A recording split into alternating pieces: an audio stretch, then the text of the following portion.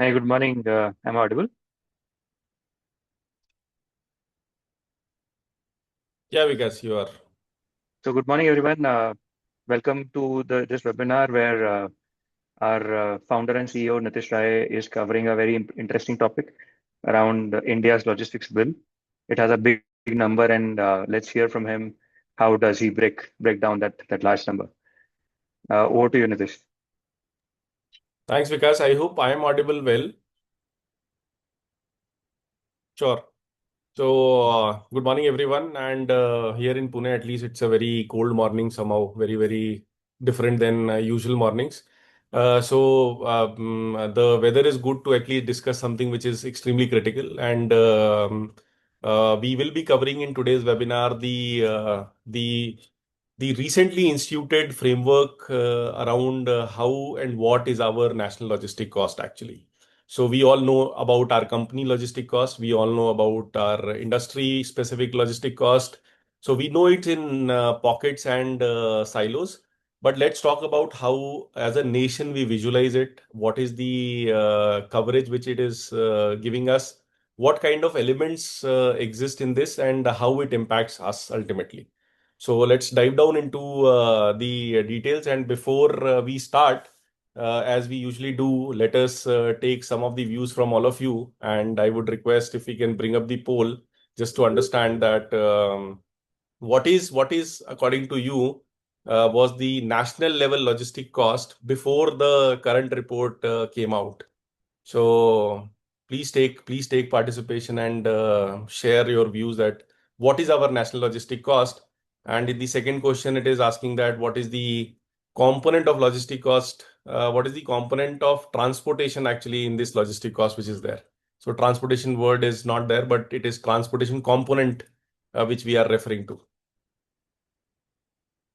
So take a either a reasonable guess or based on your understanding of your industry. Let's see what we all get to.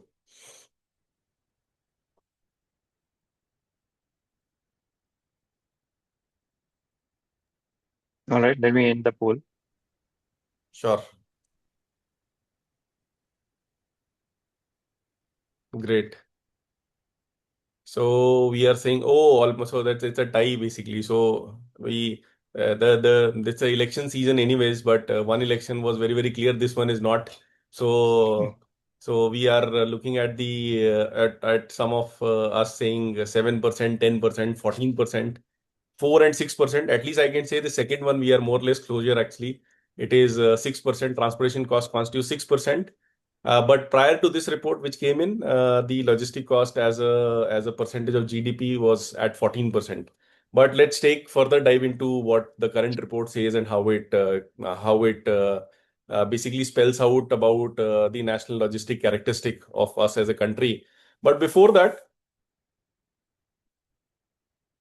as we always say that there is a context and there is a background and there is a history behind everything what we do. And let me begin by sharing that this is nothing new which I'm sharing. There is India within India within India. So we have rural, urban, we have the income divide which is there.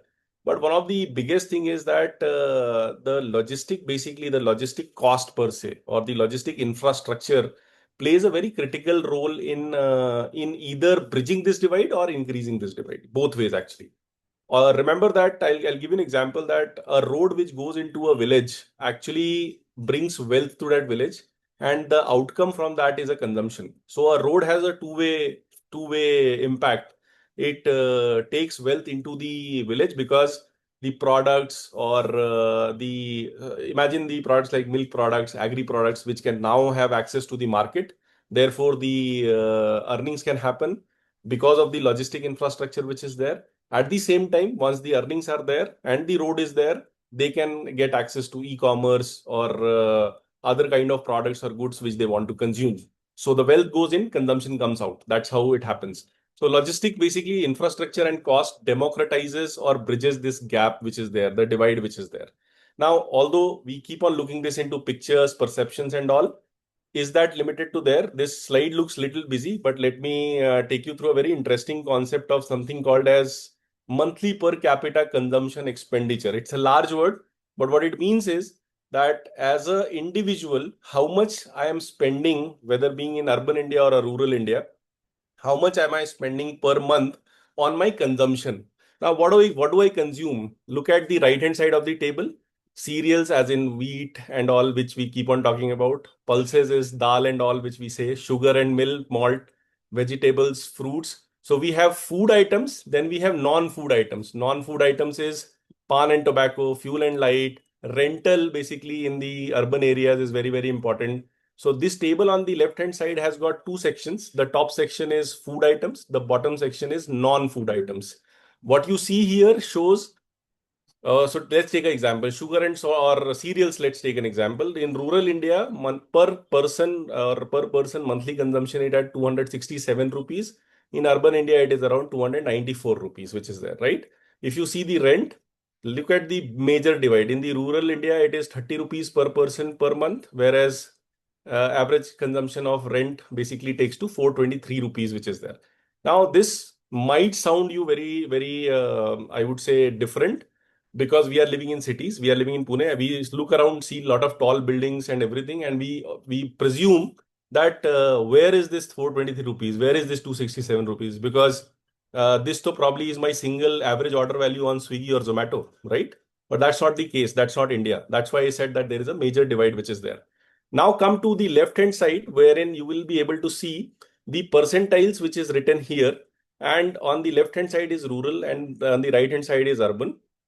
You will be able to see that if your per month consumption expenditure as an individual is around 20,000 to 824 rupees in urban India and about 10,501 rupees in rural India, you are already in top fifth percentile of the country. You are already there, right? But look at the divide. The 50th percentile is at 3,094 and 4,963. And the bottom of the pyramid, which is the major concern, look at the values which are there. Now, this is very evident that why logistic cost plays a very critical role. And we will take an example as well as we go ahead. But it is very crucial to understand that logistic cost democratizes and eases the lives of people who are at the bottom percentiles, which we are observing right now, which is the major India. In the race of, I wanted to put this example very clearly, in the race of emerging quick commerce, you see we are creating a rural India within urban India. So you see, because the quick commerce requires a lot of riders which are migrating from various cities into urban India to make the livelihood of 20,000, 30,000 rupees per month, which is again creating a very, very high stress on the consumption expenditures as well as the ability of them to survive in this kind of atmosphere. So all these data points, just to give you a context that why at all logistic cost impact, why it is critical and how it impacts us actually as a nation. If we go to the state level, if we zoom out at the state level, you will again be see that, and you'll observe that again, rural and urban India. Let's take example of Maharashtra for that matter. The rural monthly per capita consumption expenditure stands at 4,010 rupees. The urban stands at 6,657 rupees. Now, the data need to be drilled down because we are in this webinar, we are not drilling down further. But remember, if you eliminate Mumbai out of this Maharashtra, this MPC for urban also drops to less than 5,000 rupees. Now, that's the stark reality we are dealing with. You can see that is the divide we are dealing with. That is the kind of difference which exists within rural India, urban India, and then within urban India across the state, within rural India across the states. So that's the kind of diverse geographies, diverse kind of monthly per capita consumption expenditure profiles we have to deal with within the nation. The example in front of you clearly shows that what happens now. The question is, what happens if we are able to reduce the logistic cost from a, let's say, a 15% to a 10% for a cereal kind of a category. Cereals are having a trade and transport margins of about 15% as per government reported data. If it comes from 15 to 10%, what happens? So how does it matter? So to understand that, just think about a simple example that given the spend which you saw in the earlier slide, if the logistic cost is reduced from 15 to 10%, the particular individual in the rural area or even in the urban area, the values will differ, but will be able to consume at least 400 to 420 gram more rice. Now, that's basically is the real impact at the bottom. That is why logistic cost plays a critical role. Although we all in this webinar would be more concerned about our P&Ls, bottom lines, the inventory cost, etc. All that perfectly fine. But here it makes a very, very critical impact because it is about the life. It is about the feeding of the majority of the population which is there. Now, all this, so right from a person which is into bottom of pyramid all the way till top industry, logistic touches everybody. Logistic touches our lives every day. It touches us every moment. So right from your morning, right till the time you are sleeping, we are all having a touch point which is driven by logistics. It impacts us in different ways depending on where we are in that profile. If you saw, it impacts us in different criticality depending on where we are in that particular chain, which is there. So I hope that clears at least the fundamental of why part of it, because why is very important. If we have understood why well, then we'll be able to consume the rest of the information, which is also in line with how as a nation we are moving on that actually. So let's get to the essence of it. What I was trying to show you is logistic cost or logistic infrastructure. When I say these are interchangeably, I'm using because it should not happen that infra and cost are treated differently, because as we strengthen infrastructure, the cost has to come down. That's the correlation basically. When we look at the logistics cost and infra, it democratizes our lives in day-to-day, our lives, or as a company, as an organization, as a society in three ways. So three ways are, it basically helps in increasing the reach, which equalizes the access. So do we have the access to, so for example, if Amazon is able to do, and I'm giving a temporary example, not a very different example, but if Amazon is able to give me same day or next day delivery, versus in Northeast, for example, if it takes 4 days to deliver, I already have a divide of access, remember. So logistic brings, the reach brings, or it equalizes or bridges the access part of it. The logistic cost bridges the affordability. It equalizes the affordability. So for why I said affordability, because I can consume the similar amount of rice pulses what I'm sitting in Pune versus somebody who's sitting far into, let's say, a village in Jharkhand, Ranchi, Odisha, anywhere actually for that matter.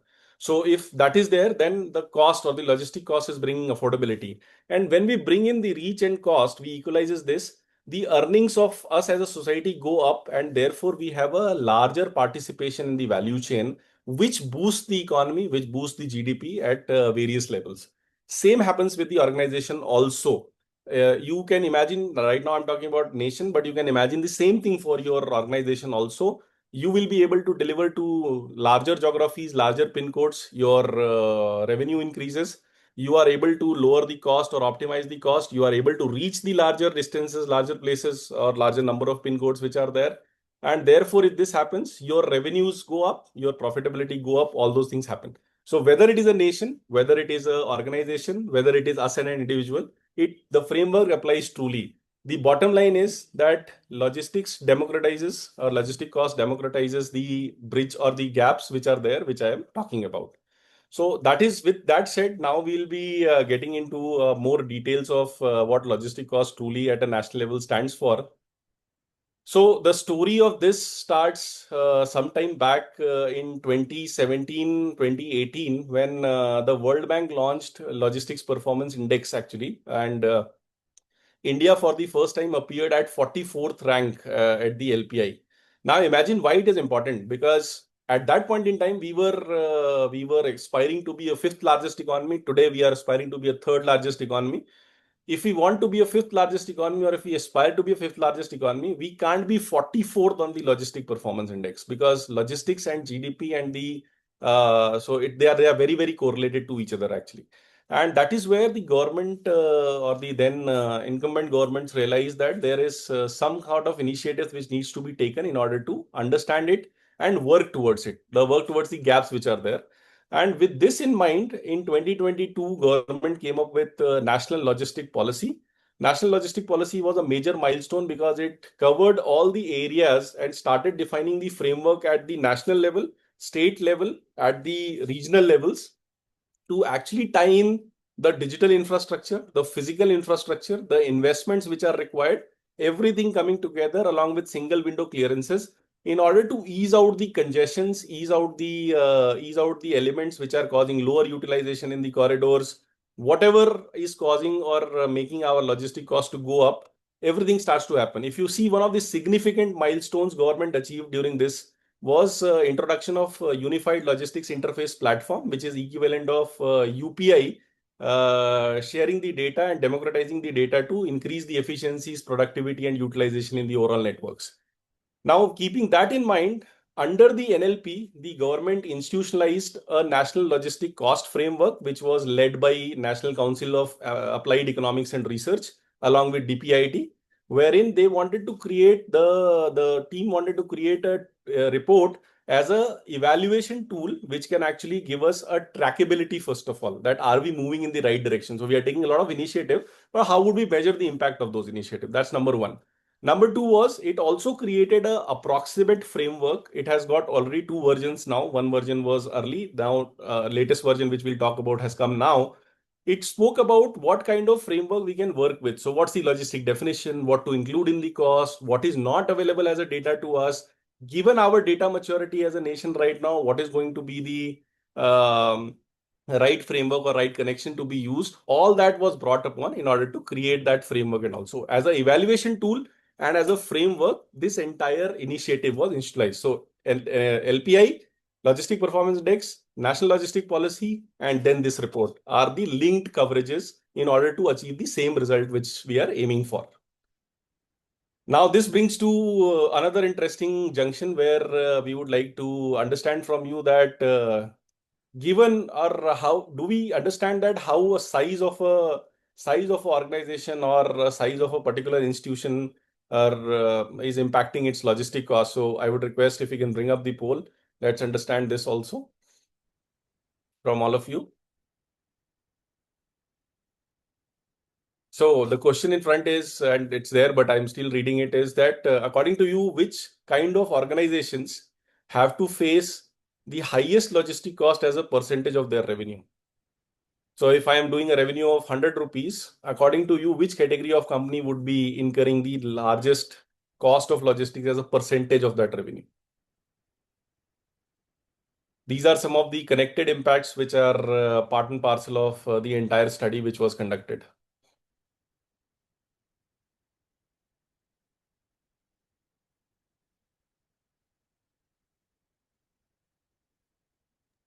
Responses are still coming in, Nitish. Let's wait for 30 more seconds. Yes, sure.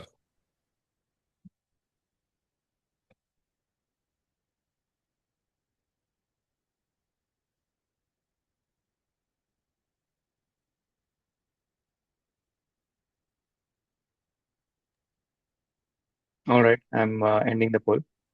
Great. Here are the results.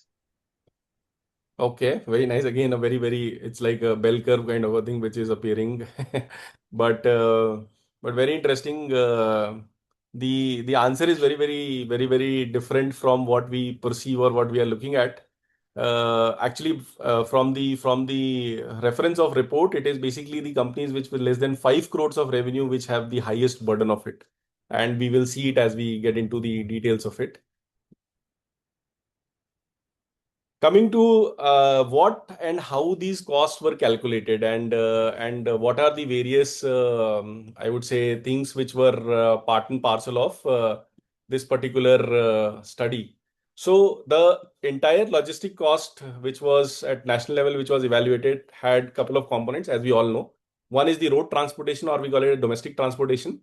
The second is railway transportation, or the railways, which is there. Then the storage and warehousing cost associated, the exim costs which are there. So these three, basically what you see here till this box, are the part of secondary data which is taken up by various studies, which I will be explaining. Sorry, the annotation is not very great. But the second part is this one, which is the primary data, which we'll talk about, wherein the government did the survey. So what did the team, the joint team of NCAR and DPIT took an approach which is hybrid in nature. So the team used the secondary data which is available or reported by government as of now under Ministry of Statistical and Program Implementation, which is MOSPI, and RBI data which is there. So if you look at for domestic transportation cost or road transportation cost, the data which was referred as a secondary data was supply and use table SUT data by MOSPI. If you go to the MOSPI website, you can see this data. It's a very complex matrix of data which is there, wherein every product or commodity, what are the various revenues which are there at various stages, then what is their transport and trade and transport margins which are there, and ultimately what's the purchaser cost. All those things are available. So transportation cost at a domestic level is quoted under SUT table, which is supply and use table, which was picked up by this team. The second is railway cost, storage cost, warehousing cost. This was taken up by National Account Statistics, again published by MOSPI. Again, this is reported by various governments which are there. The export and import bills. So whether shipping lines paying to us to move the goods or we paying to the shipping lines to move the goods. So both export and import, which is moving in and out. This data was picked up by the team from balance of payments data by RBI, which is published by RBI quarterly. Now, this is a frequency data. This is a old data. This is dated data. The latest data which is available, which is going to get published, will be of 23-24. Sorry, 22-23.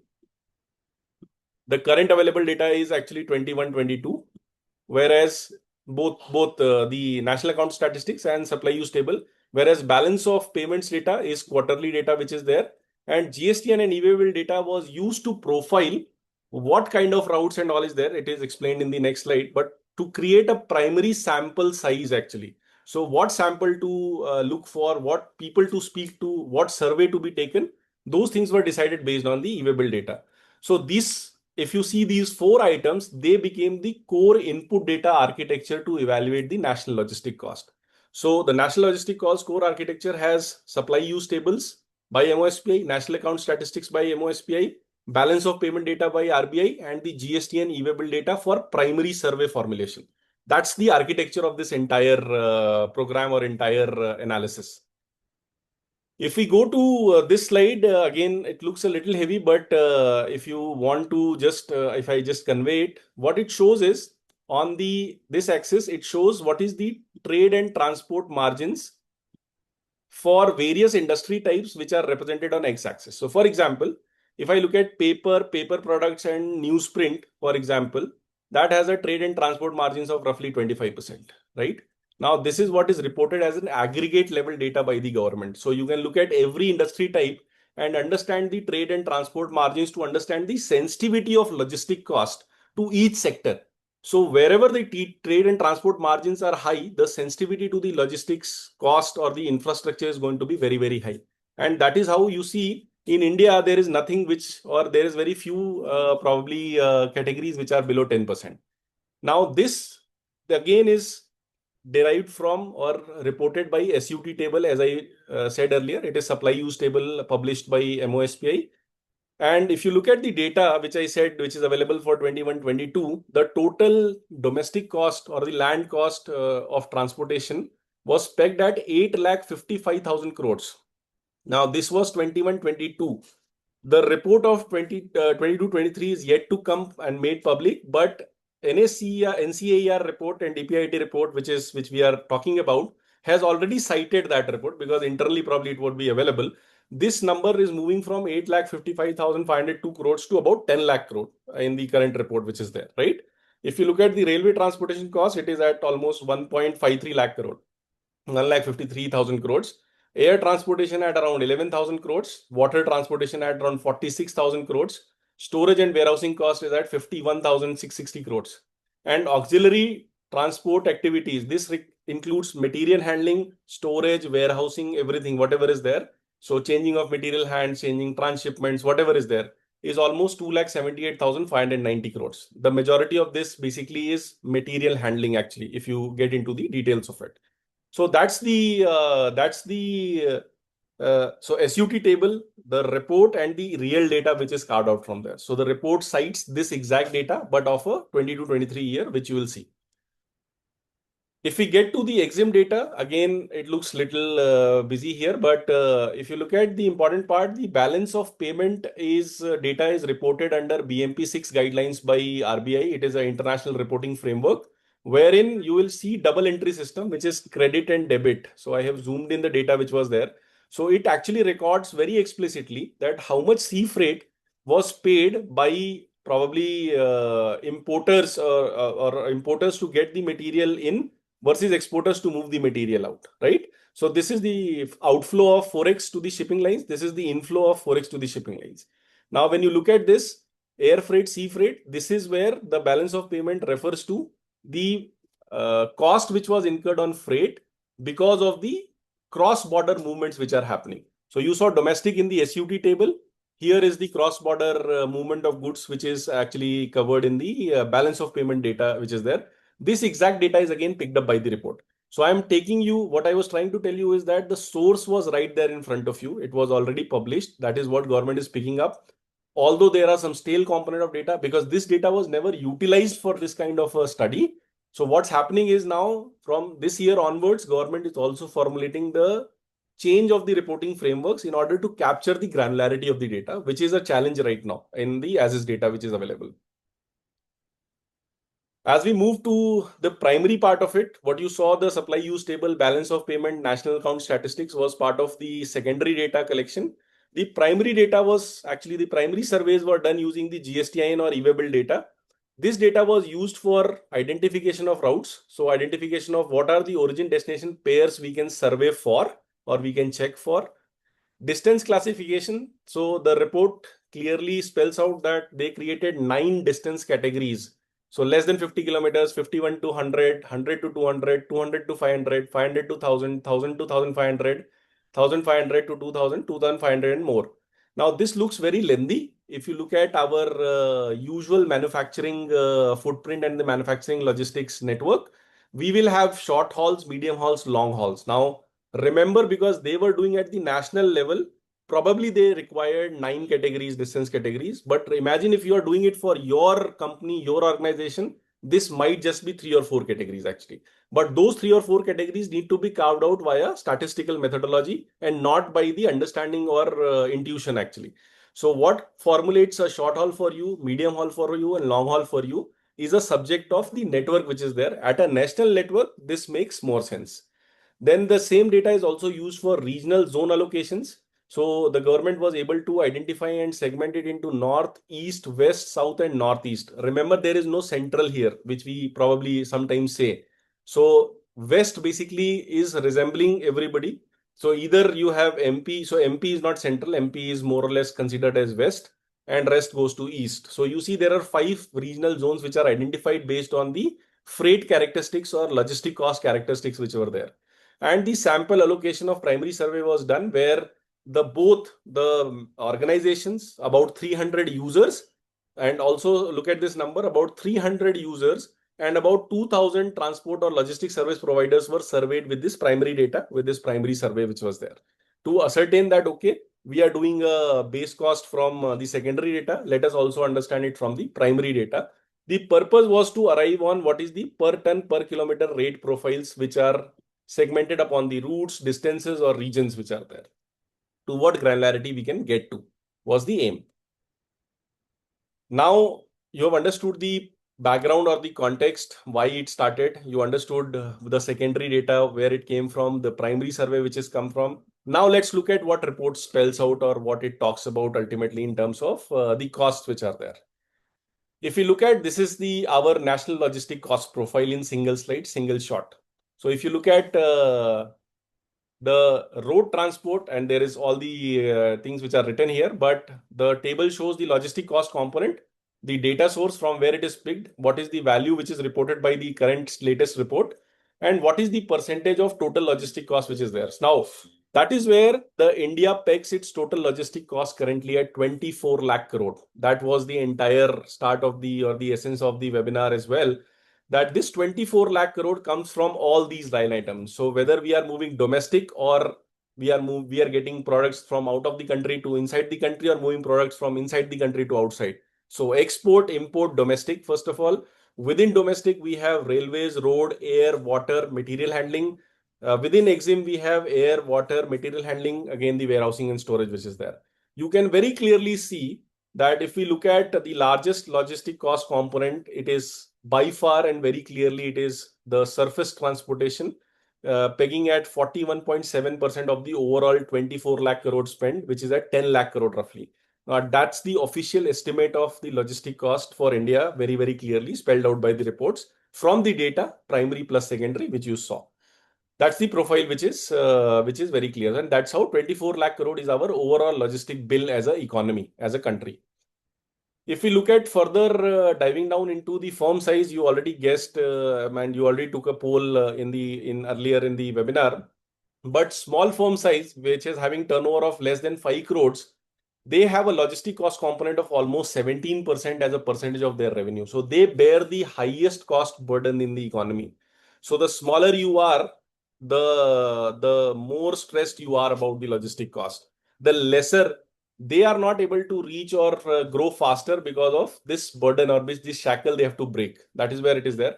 Large firms which are having turnover of more than 250 crores typically have 7.6% as their logistic cost. Again, lowest cost share, equally critical. I am not saying that it is not critical, but relatively lesser critical compared to smaller firms which are there.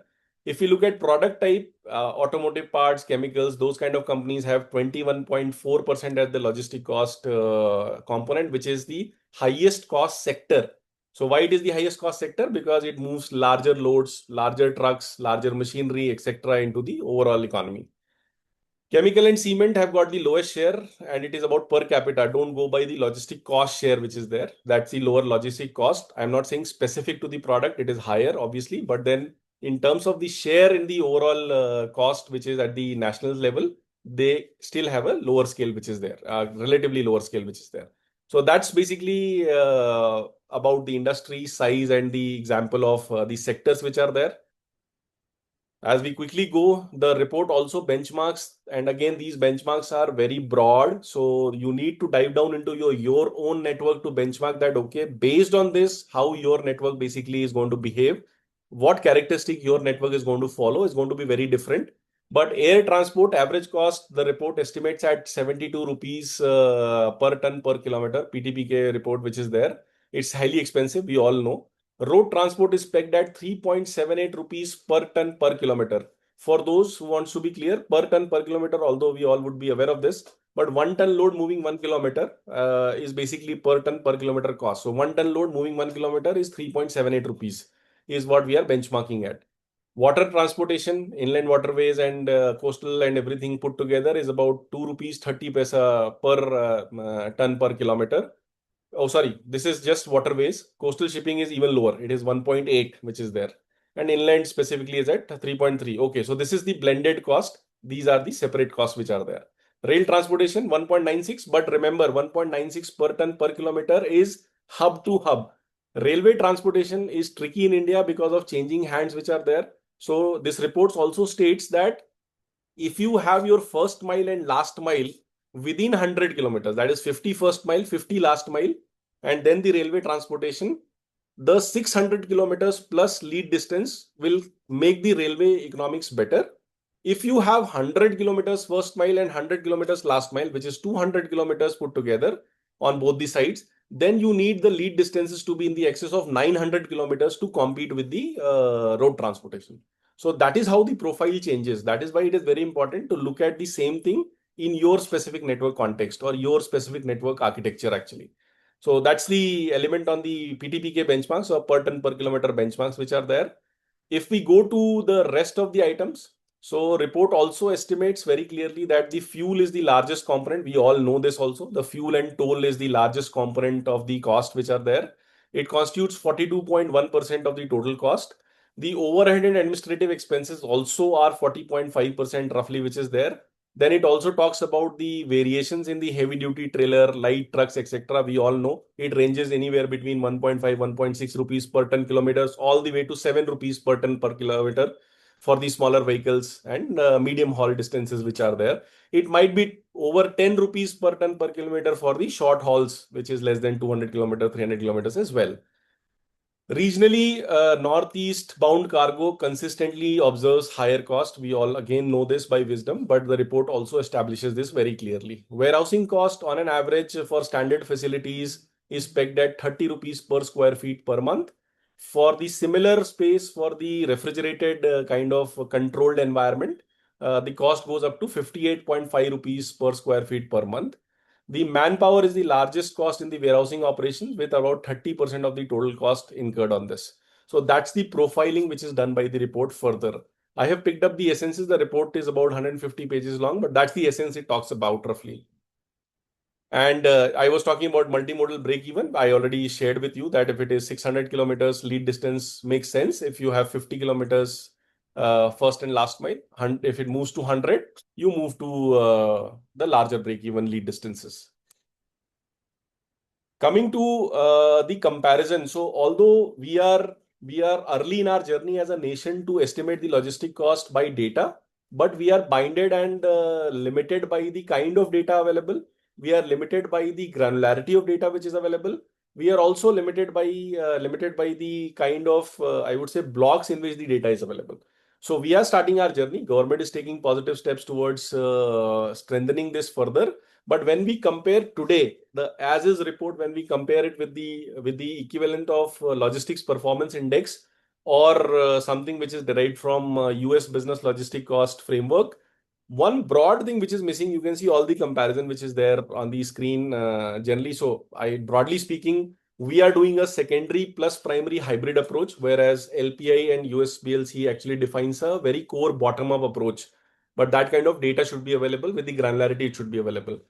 But having said that, one of the largest component which is getting missed in our overall, I would say, estimation is the financial cost of inventories, which is not at all a part of our logistic cost estimation. So when we say financial cost of inventories, basically is that when we are because logistics ultimately results in what? See, logistics ultimately results in piling up of inventories, or if the flow is not good, choking up is happening, corridors are congested, then the product moves slowly and therefore the inventory as a country piles up to cater to the same service levels. So that has a huge impact as well.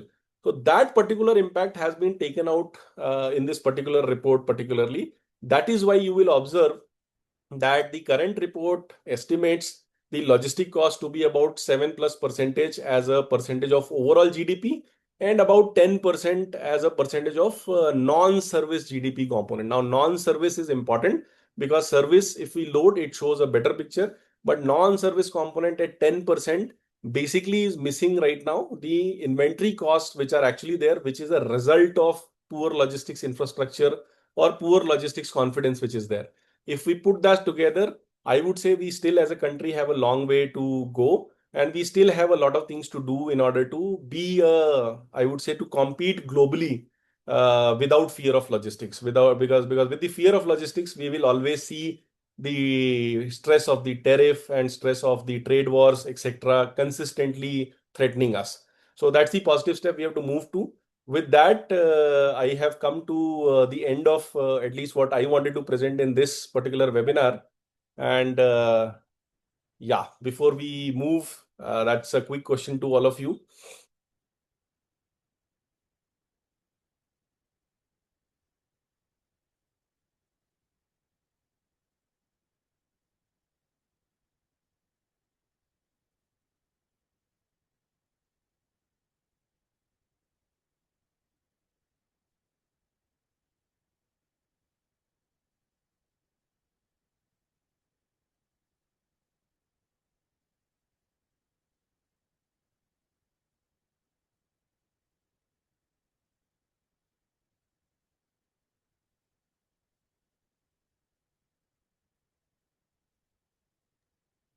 So I think we have the responses on this. Great.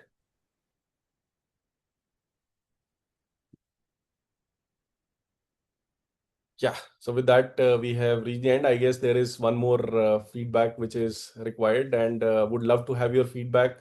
And do write us otherwise also, not only through polls, but express what you want to learn more, understand more. What is the curiosity you have about this sector, and we'll be happy to at least present our perspective in detail on that.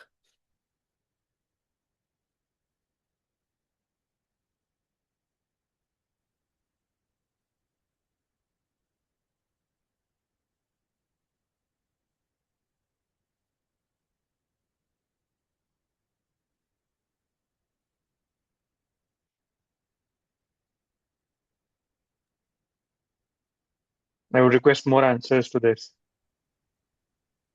this will give us a direction of what we should cover next for all of you.